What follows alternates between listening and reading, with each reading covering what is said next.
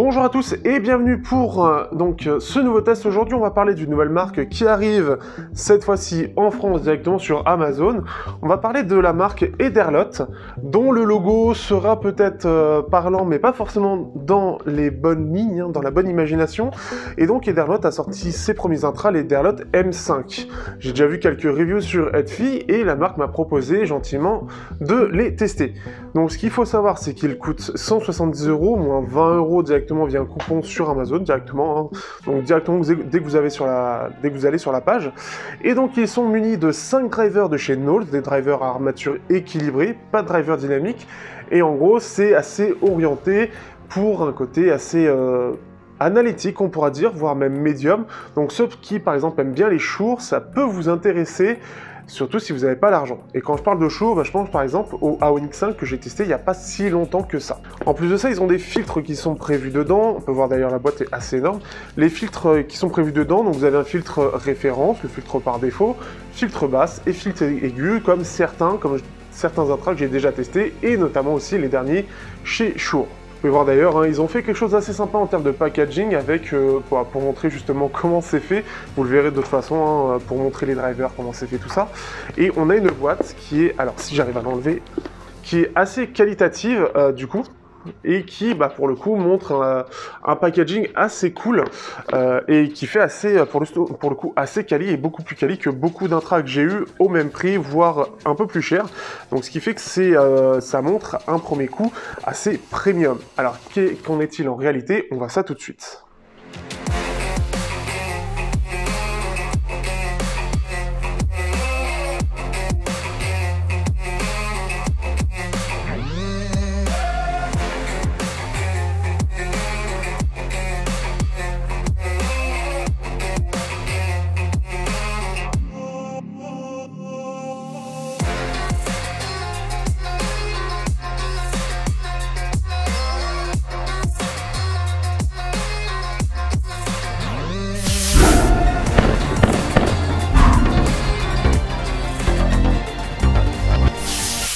Les Ederlotte M5, déjà en termes de packaging, je l'ai dit, c'est assez complet. On a droit à une petite boîte de rangement, pareil en simili-cuir, un peu dans la même veine que la boîte. Et dedans, donc, on va pouvoir un peu tout ranger. Ce qui est bien, c'est qu'on a deux câbles de fournis, un câble avec micro, mais toujours un câble de type Hi-Fi, et un autre câble plus classique. En fait, c'est le même design, mais sans le micro. En soi, c'est vraiment la seule différence, et au moins, ça vous permet d'avoir un câble, si jamais vous pétez le premier, d'avoir un câble de rechange déjà par défaut dans la boîte. On a un petit carré en métal avec les différents filtres, donc c'est assez cool aussi d'avoir ça. Et on a une petite, on va dire un petit de quoi les nettoyer. Voilà, simplement. Donc c'est assez cool, c'est très complet déjà de ce point de vue-là. Le design des intras eux-mêmes, on est sur un design en résine, quelque chose d'assez classique aujourd'hui. Ça fait beaucoup penser d'ailleurs à AudioSense avec les T800 en termes de design, mais aussi à TRN et d'autres, TRN IM2. Bref, un côté assez audiophile dans le design en résine, ce qui permet déjà une superbe isolation, mais on en reparlera dans la partie qualité sonore, mais aussi un design qui est très bien au niveau de l'oreille. Dans mon oreille, ça passe très bien, et globalement, ça passera bien pour toutes les oreilles. Donc c'est vraiment une excellente chose. On est sur une connectique MMCX, donc avec un câble qui est, comme vous pouvez le voir, argenté, qui est de très bonne qualité. Il fait peut-être un petit peu trop fin à certains... Enfin, au moment où on les met au côté oreille, donc vers le haut du câble. Mais sinon, rien de spécial. On a quand même un câble qualitatif. J'en ai vu des bien pires ailleurs, mais aussi j'en ai vu des bien mieux. Donc là-dessus, c'est plutôt bien, on n'a quand même pas à se plaindre. Au niveau des embouts, on est sur des embouts de type TRN, du coup, on a les mêmes embouts, ce qui est assez cool parce qu'ils sont plutôt sympas, un petit peu fermes, et qui isolent pareil, qui isolent très bien et qui tient très bien dans l'oreille. On a aussi des embouts à mémoire de forme, mais je les trouve par contre trop fermes, ce qui fait que je vous conseille plutôt d'autres embouts à mémoire de forme, qui sont pour le coup plus doux, qui permettront de mieux gérer dans votre oreille. Ici, on sent vraiment que c'est trop ferme, je suis pas super fan. Mais par contre, ça va aider beaucoup pour le son après, vous comprendrez, dans la qualité sonore, encore une fois. En tout cas, côté design, on est sur quelque chose qui est vraiment qualitatif, qui est vraiment... on a quelque chose qui, en termes de packaging, d'intrants eux-mêmes, de câbles et d'embouts, vraiment complet, et on peut pas faire plus complet. Le seul truc chiant et le seul point négatif que j'aurais vraiment à dire, c'est au niveau de la canule. Donc la partie qu'on insère, là où il y a l'embout justement. Alors ce qui est bien, c'est qu'elle est longue.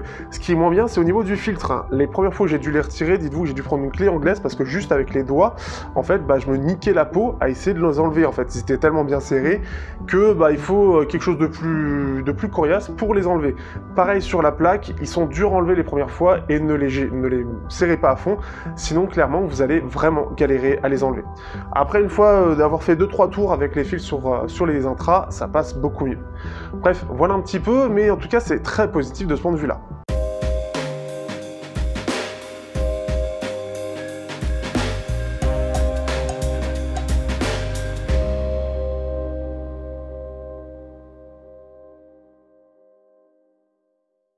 Au niveau de la qualité sonore, donc comme je l'ai dit en intro, on a droit à 5 drivers, donc des drivers de chez Knowles, un driver basse, un driver médium, 2 drivers pour les aigus et un driver pour les très hautes fréquences. Ça fait, c'est déjà plutôt bien d'avoir des drivers Knowles, beaucoup n'ont pas de driver Knowles ou moins de driver Knowles, alors ça veut rien dire non plus. On est sur donc une configuration totalement en driver dite armature équilibrée, qui est donc pas orientée sur les basses, et c'est pas trop ce que met en avant d'ailleurs la marque. Ce qui fait qu'on a un son qui est vraiment orienté niveau médium, un peu sur les aigus par défaut aussi, et ce qui fait que le plus gros problème, on va y aller directement, c'est les basses. On a des basses qui sont relativement présentes, mais en fait le fait que ce soit des armatures équilibrées, que malheureusement pour moi je pense que c'est pas assez maîtrisé, ça tombe très vite, dans le sens où à moins de 100 voire 150 kHz on voit cette pente qui descend, et ça se ressent encore plus dans la réalité, ce qui fait qu'on a des basses qui sont pas très présentes et pas très profondes, et ce qui fait que ça manque un petit peu de vie dans la plupart des styles. Ça passera bien pour du classique, mais on sent réellement que c'est beaucoup plus orienté sur les médiums, des médiums qui sont plutôt chauds, mais avec un côté assez large, et ça me fait d'ailleurs beaucoup penser à Onyx 5, qui ont vraiment ce côté où on a les basses qui sont assez, pour le coup, centrales, avec des médiums qui sont très larges, et des aigus qui, eux, sont moins larges. Ce qui fait que c'est assez marrant, et ça fait presque un petit peu les chours à Onyx du pauvre, j'ai envie de dire, entre guillemets. Mais c'est à peu près ça, hein, c'est un peu dans la même idée, donc si vous êtes quelqu'un qui recherche notamment dans les médiums, vous allez réellement apprécier. Par défaut, je trouve les aigus un poil trop présents. Ce que j'ai fait pour à la fois rehausser un peu les basses et calmer un petit peu les aigus, c'est d'avoir donc utilisé le filtre basse déjà, mais aussi des embouts à mémoire de forme. Ça va permettre de vraiment rehausser les basses. Alors ça reste toujours le même problème, on a des basses qui sont un peu élevées mais qui tombent très vite, donc très peu profond, et ça reste quand même un défaut, mais ça reste mieux et ça permet d'être un petit peu plus polyvalent. Ça permet aussi de calmer un petit peu les aigus, mais ça va mettre encore plus en avant les médiums. Donc tout dépend ce que vous cherchez. Si vous êtes quelqu'un qui vraiment recherche quelque chose de très intelligible dans les voix, vous allez beaucoup l'apprécier. J'ai notamment pu le faire, alors j'écoute en ce moment pas mal de Kikessa, pour ceux qui connaissent. Ceux qui connaissent pas, je vous invite à regarder, qui aiment même pas forcément le rap.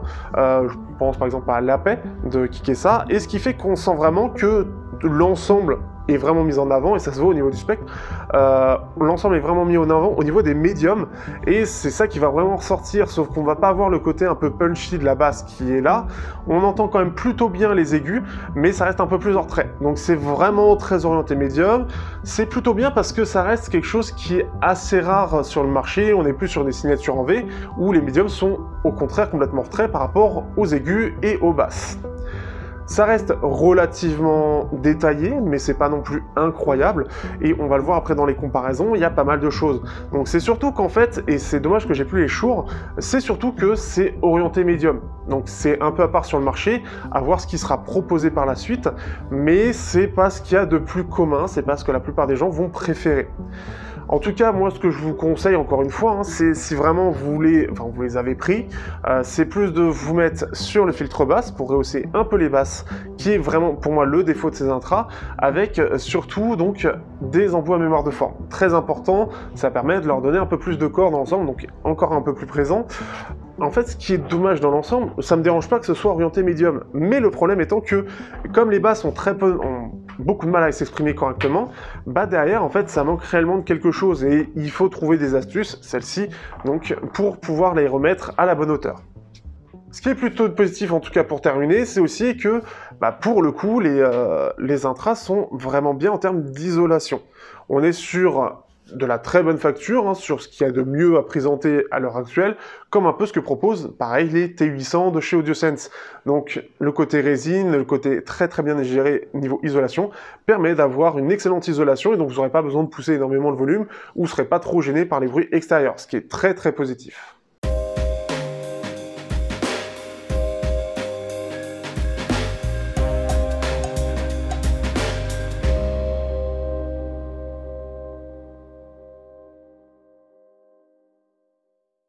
Pour les comparaisons, on va essayer de faire vite. Alors, d'une part, on va commencer avec, pour moi, son concurrent principal, les TRN BA15, qui pour eux sont un petit peu plus orientés en V et non pas dans les médiums, ce qui fait que ça va se ressentir. On a des médiums qui sont un petit peu plus orientés aigus, on sent que les aigus tirent un petit peu les voix pour avoir quelque chose de plus clair, donc et peut-être un poil plus sibilant, on va dire.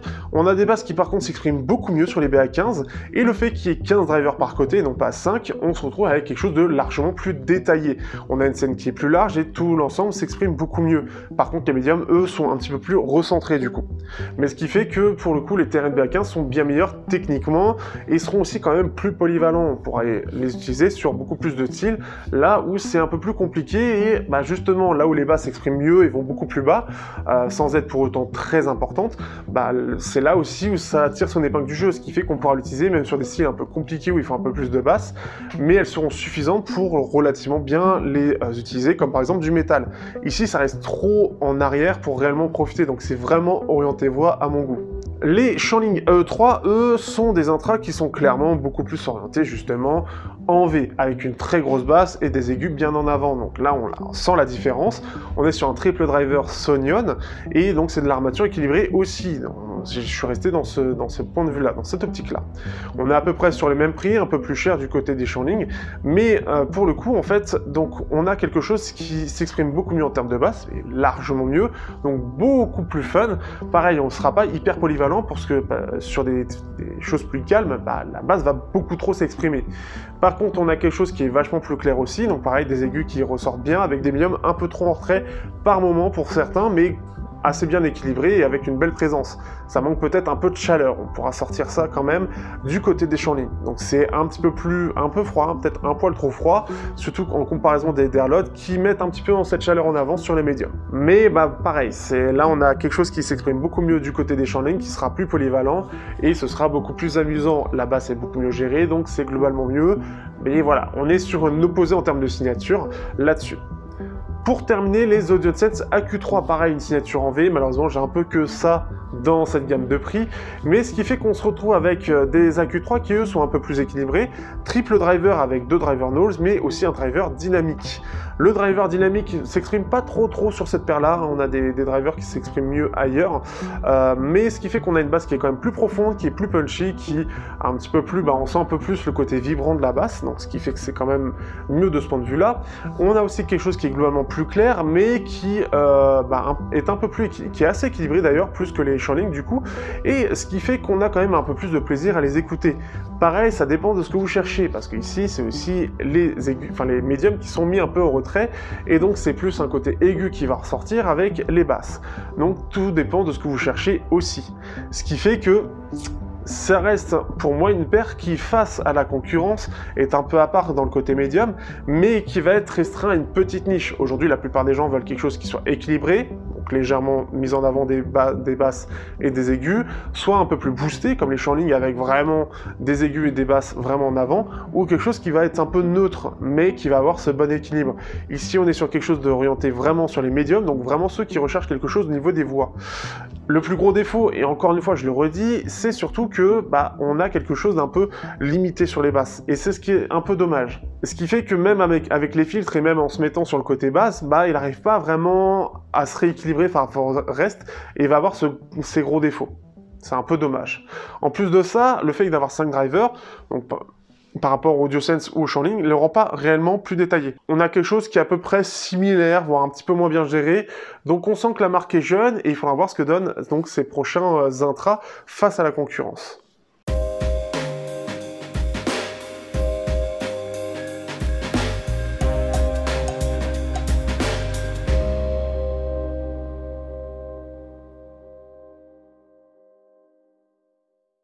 Alors, que peut-on penser donc de ces intras? Ces intras sont pas extraordinaires en soi, à mon sens. Ce qui est plutôt bien et très positif, mais qui a dû coûter quand même très cher, c'est surtout donc la boîte. La boîte qui est quand même le packaging très complet, avec cette boîte pour les ranger et les transporter qui est vraiment qualitative aussi, le fait qu'il y ait les filtres et le fait de devoir gérer tout ça. Le problème, c'est que dans l'implémentation, on a ce défaut où, malheureusement, et c'est surtout, encore une fois, je le redis, c'est la même chose, le problème, c'est que les basses ont beaucoup de mal à s'exprimer, même sur les Shure Aonic 5, ça s'exprimait quand même mieux, on avait quelque chose de plus profond. Ici, c'est très orienté médium, et ça va vraiment aller chercher ceux qui aiment bien les intras orientés médium, donc c'est-à-dire ceux qui veulent avoir les instruments qui sont un peu centrales qui ressortent, ou surtout les voix. C'est surtout ça qui va être apprécié. Mais le problème, c'est que ça les rend pas hyper polyvalents, parce que sur de l'électro, je me suis pas vraiment amusé, dû au fait que la basse s'exprime bien jusqu'à 150, 100 Hz, mais pas en dessous, vraiment pas en dessous, et même à 100 Hz, ça commence déjà à tomber, il n'y a aucune présence des basses en fait. Et c'est problématique. Et sur l'électro, c'est rédhibitoire, sur du métal aussi, ce qui fait qu'on va être sur des choses un peu plus calmes, du rap ça peut passer quand vous cherchez vraiment à avoir la voix en avant, quelques styles pop que j'écoute pas forcément, de la variété, mais il manque quelque chose pour moi là-dessus qui rendrait ces intras vraiment intéressants. Ça reste vraiment quelque chose de particulier et ce sont des signatures qui sont plus appréciées de ceux qui veulent un petit peu monitorer ça et ça peut être bien pour un budget de pas trop cher.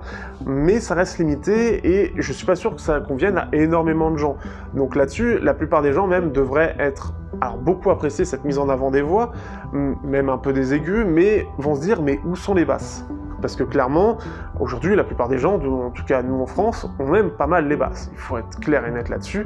Alors pas forcément avoir beaucoup de basses, mais avoir une certaine présence. C'est ce qui manque énormément. Je l'ai appuyé toute la review, donc enfin tout le test. Donc vous l'aurez compris, c'est sympathique sans être extraordinaire. Ça reste les premiers intras et je vous avoue que je m'attendais à un peu plus équilibré. Les basses, eux, il faudra voir sur un des prochains intras, mais il faut qu'ils fassent un réel effort d'intégration. Il y a eu énormément d'évolutions de ce point de vue-là ces derniers temps, comme là par exemple avec Shanling. On a eu les T800 qui étaient extraordinaires là-dessus, les TRNBA15 qui n'est pas pour le coup une grande marque, avec même les TRNBA8, ont su mieux les gérer, avoir une basse qui est plus présente et qui a un meilleur équilibre par rapport aux médiums et aux aigus, pour avoir une bonne présence, même si ça égale pas des drivers dynamiques. Et c'est ça qui est encore pire, c'est que face à un driver dynamique, qui est extrêmement répandu sur le marché français, là, ça va être compliqué, parce que le truc, c'est que on a quasiment que de ça, surtout du monodriver, des multidrivers aussi, mais c'est beaucoup plus orienté en général sur une signature en V ou équilibrée, avec une basse qui va pouvoir bien s'exprimer. Donc là, c'est vraiment un choix. Donc à part si vous n'avez pas le budget pour des Shure qui soient orientés médium pour du monitoring, qui peut vous aider un peu, ça va pas vraiment donner ce que vous recherchez. Donc attention à ça, attention aux reviews aussi. Ça peut être un petit peu compliqué dans le choix pour vous, mais en tout cas voilà, je suis là pour vous aider là-dessus, et clairement c'est un poil décevant à mon sens. L'intégration des basses aurait été mieux faite, je pense qu'il aurait été bien meilleur à mon goût. Sur ce, je vous dis à bientôt pour de prochains tests. Il y en a plein qui arrivent, de prochains tests sur la chaîne. Et on se voit, je vais peut-être recommencer un petit peu les vlogs vidéo pour parler de diverses choses, enfin, mais c'est même sûr puisque ça va être juste après que je vais le tourner, sur par exemple qu'est-ce que du bon son.